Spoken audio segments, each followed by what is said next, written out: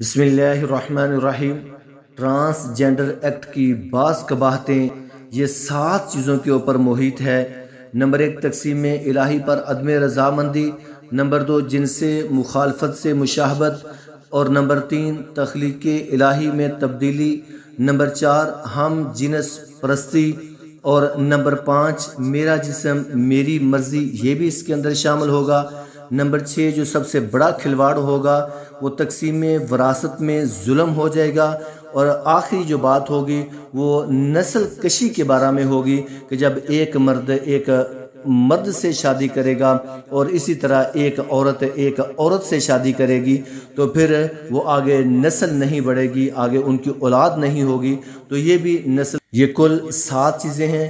انشاءاللہ تعالی میں 7 چیزیں آپ کے سامنے قرآن اور حدیث سے ہی پیش کروں گا، تو لازمی میری پوری بات کو سنیں۔ ٹرانسجینڈر ایکٹ قانون کس وجہ سے اسلام مخالف قانون ہے، اس کی چند وجوہات میں آپ کے سامنے پیش کرتا ہوں۔ نمبر 1، تقسیم الہی پر عدم رضامندی۔ اس میں سب سے پہلی خرابی یہ ہے کہ اس قسم کے لوگ اللہ کی تخلیق اور تقسیم پہ راضی نہیں ہیں، کیونکہ یہ سمجھتے ہیں کہ اللہ نے جیسے ہمیں بنایا وہ ہمارے لیے بہتر نہیں، جبکہ ہمیں ایسے ہونا چاہیے تھا۔ گویا ایسے لوگ اپنے بارے میں اللہ کے کیے گئے فیصلے پر رضا نہ ہونے کی وجہ سے جنس مخالف کو اپنانے کی کوشش کرتے ہیں، جبکہ اللہ تعالیٰ نے قرآن کے اندر ارشاد فرمایا، سورۃ انفطار کے اندر 7 اور 8 نمبر آیت ہے، الذی خلقک فسواک فعدلک فی ای صورت ما شاء رکبک، جس نے تجھے پیدا کیا، پھر تجھے ٹھیک کیا، پھر تجھے برابر کیا، جس صورت میں چاہا تیرے اعضاء کو جوڑ دیا۔ اللہ تعالیٰ نے انسان کو اپنی مرضی سے مرد یا عورت بنایا، مگر یہ اللہ کی مرضی کے خلاف اپنی مرضی کے مطابق اپنے جنس تبدیل کروانے کی کوشش کرتا ہے، کیونکہ اسے اللہ کی تقسیم پسند ہی نہیں ہے۔ نمبر 2، جنس مخالف سے مشابہت اختیار کرنا۔ یہ قانون اس لیے بھی جائز نہیں کیونکہ اس میں مرد کی عورت اور عورت کی مرد سے مشابہت اور ان جیسا بننے کی کوشش کرنا، جبکہ یہ شریعت میں حرام ہے۔ اس کے چند ایک میں دلائل پیش کرتا ہوں۔ بناوٹی مخنث بننے والوں پر اللہ تعالیٰ کی لعنت ہے۔ چنانچہ عبداللہ بن عباس رضی اللہ تعالیٰ عنہ سے روایت ہے کہ رسول اللہ صلی اللہ لعن اللہ النبی صلی اللہ علیہ وآلہ وسلم المخنثین من الرجال۔ نبی مکرم صلی اللہ علیہ وآلہ وسلم نے ان مردوں پر لعنت کی جو بناوٹی طور پر مخنث بنتے ہیں، اور مردوں کی طرح بننے والی عورتوں پر بھی لعنت کی ہے۔ اور آپ صلی اللہ علیہ وآلہ وسلم نے فرمایا کہ ان زنانہ بننے والے مردوں کو اپنے گھروں سے نکال دو۔ یہ صحیح بخاری کے اندر 5885 نمبر یہ روایت ہے۔ اسی طرح چال چلن میں مشابہت اختیار کرنے والوں پر بھی نبی صلی اللہ علیہ وسلم نے لعنت فرمائی ہے۔ عبداللہ بن عباس رضی اللہ تعالیٰ عنہ سے روایت ہے کہ رسول اللہ صلی اللہ علیہ وآلہ وسلم نے ارشاد فرمایا کہ اللہ کے رسول صلی اللہ علیہ وسلم نے ان مردوں پر لعنت بھیجی ہے جو عورتوں جیسا چال چلن اختیار کریں، اور ان عورتوں پر لعنت بھیجی ہے جو مردوں جیسا چال چلن اختیار کریں۔ یہ سنن ابی داؤد کے الفاظ ہیں۔ تو محترم بھائیو، جب چال چلن سے نبی صلی اللہ علیہ وسلم نے منع فرما دیا ہے کہ دوسرے کی مشابہت اختیار چال چلن میں نہیں کرنی، تو پھر جنس میں کدھر سے جائز ہو سکتی ہے؟ اسی طرح لباس میں مشابہت اختیار کرنے والوں پر بھی نبی صلی اللہ علیہ وسلم کی لعنت ہے۔ سیدنا ابو ہریرہ رضی اللہ تعالیٰ عنہ سے روایت ہے، رسول اللہ صلی اللہ علیہ وآلہ وسلم نے ارشاد فرمایا، لعن رسول اللہ صلی اللہ علیہ وسلم، اللہ کے رسول نے لعنت کی ہے ایسے مردوں پر جو عورت جیسا لباس پہنے، اور ایسی عورتوں پر جو مرد جیسا لباس پہنے۔ یہ بھی سنن ابی داؤد کے الفاظ ہیں، 4098 نمبر روایت ہے، اور البانی صاحب نے اس کو صحیح قرار دیا ہے۔ تو جنت میں داخل نہیں بندے ہو سکتے۔ عبداللہ بن عمر رضی اللہ تعالیٰ عنہ اپنے باپ سے روایت کرتے ہیں کہ رسول اللہ صلی اللہ علیہ وآلہ وسلم نے ارشاد فرمایا، ثلاثۃ لا يدخلون الجنۃ، کہ 3 قسم کے لوگ جنت میں داخل نہیں ہوں گے۔ نمبر 1، العاق بوالدیہ، والدین کی نافرمانی کرنے والے۔ نمبر 2 والدیوس، اور دیوس آدمی بھی جنت میں داخل نہیں ہوگا، والراجلۃ النساء، اور مرد نما عورت بننے والا وہ بھی جنت کے اندر داخل نہیں ہوگا۔ یہ مستدرک حاکم کے الفاظ ہیں۔ نمبر 3 تخلیق الہی میں تبدیلی، یہ جو ٹرانسجینڈر ایکٹ بنا دیا گیا ہے، اس میں تیسری جو قباحت ہے وہ تخلیق الہی میں تبدیلی ہے، اپنے جنس تبدیل کروانا۔ متشابہ میں سے بڑھ کر اللہ تعالیٰ کی تخلیق میں تبدیلی کی سعی یا مسعود ہے، جس پہ شیطان اپنے چیلوں کو ابھارتا ہے، جیسا کہ اللہ تعالیٰ نے قرآن کے اندر فرمایا۔ یہ سورۃ نساء کے اندر 118 نمبر اور 119 نمبر آیت ہے۔ اللہ تعالیٰ نے فرمایا اس شیطان پر اللہ کی لعنت ہے، اور کہا کہ اے اللہ میں تیرے بندوں میں سے حصہ مقرر کر لوں گا، اور البتہ انہیں ضرور گمراہ کروں گا، اور البتہ ضرور انہیں میں امیدیں دلاؤں گا۔ یہ غور کے ساتھ سنا، بڑے ہی قرآن کے الفاظ پیارے ہیں۔ اور البتہ ضرور انہیں میں حکم کروں گا کہ جانوروں کے کان چیریں، اور البتہ ضرور انہیں میں حکم کروں گا کہ اللہ کی بنائی ہوئی صورتیں بدلیں، اور جو شخص اللہ کو چھوڑ کر شیطان کو دوست بنائے گا وہ صریح نقصان میں پڑے گا۔ یہ قرآن کے آیت تھی۔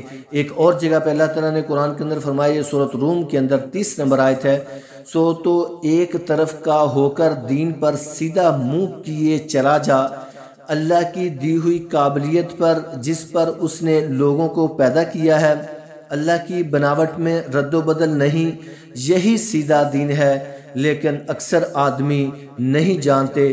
جو لوگ اپنے جنس تبدیل کراتے ہیں، در حقیقت وہ اللہ تعالیٰ کی تخلیق کو بدلنے کی کوشش کرتے ہوئے سراسر شیطان کے عمل کو پسندیدہ عمل سمجھتے ہیں۔ تو ٹرانسجینڈر ایکٹ کی قباحتوں میں سے نمبر 4 ہم جنس پرستی۔ ٹرانسجینڈر ایکٹ کی ایک خرابی یہ بھی ہے کہ کوئی بھی مرد اپنے آپ کو عورت بنا کر کسی مرد سے نکاح کر لے، اور اس کے نتیجے میں وہ اس سے لواطت کا گناہ کرتا رہے، اور یہ ایک ایسا گناہ ہے جس کے باعث رب تعالیٰ کا عذاب واقع ہو جاتا ہے۔ اس عمل کی سنگینی میں چند ایک میں دلائل آپ کے سامنے پیش کرتا ہوں۔ ہم جنس پرستی ایک لعنتی کام ہے۔ سیدنا عبداللہ بن عباس رضی اللہ تعالیٰ عنہ سے روایت ہے کہ رسول اللہ صلی اللہ علیہ وآلہ وسلم نے ارشاد فرمایا، لعن اللہ من عامل عمل قوم لوط قالها ثلاثا۔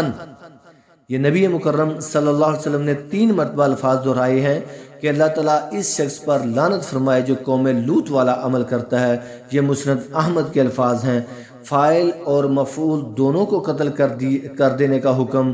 عبداللہ بن عباس رضی اللہ تعالیٰ عنہ سے روایت ہے کہ رسول اللہ صلی اللہ علیہ وآلہ وسلم نے ارشاد فرمایا، من وجدتموہ یعمل عمل قوم لوط فاقتلوا الفاعل والمفعول بہ، کہ تم جسے قوم لوط والا عمل کرتے ہوئے پاؤ تو فاعل اور مفعول دونوں کو قتل کر دو۔ یہ سنن ترمذی کے الفاظ ہیں۔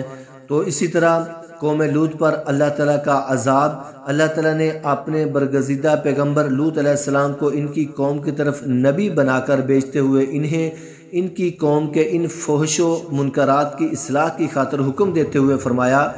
اپنے مقدس کلام قرآن مجید کے اندر اللہ تعالیٰ نے فرمایا ہے، یہ سورۃ اعراف کے اندر 80 اور 81 نمبر آیت ہے، اللہ تعالیٰ نے فرمایا، اور ہم نے لوط علیہ السلام کو بھیجا جبکہ انہوں نے اپنی قوم سے فرمایا کہ تم ایسا فحش کام کرتے ہو جس کو تم سے پہلے کسی نے دنیا جہان والوں میں سے نہیں کیا تھا۔